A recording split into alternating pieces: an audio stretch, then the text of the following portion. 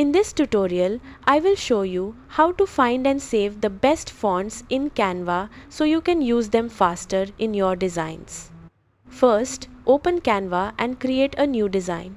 You can choose any format or select custom size if you only want to test fonts. Once your canvas opens, go to the left side and click Text. Add a heading or body text to your design.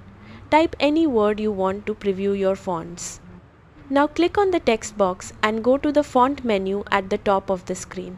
This opens the full Canva font library. Here you will see different sections such as recently used, popular fonts, and recommended fonts.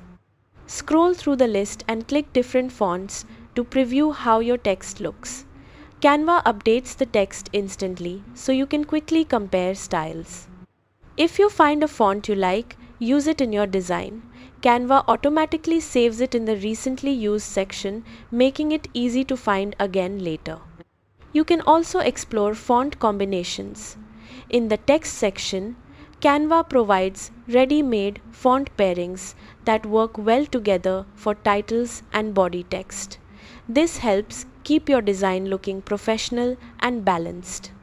If you use Canva Brand Kit, you can also save your favorite fonts there, so they are always available in your projects.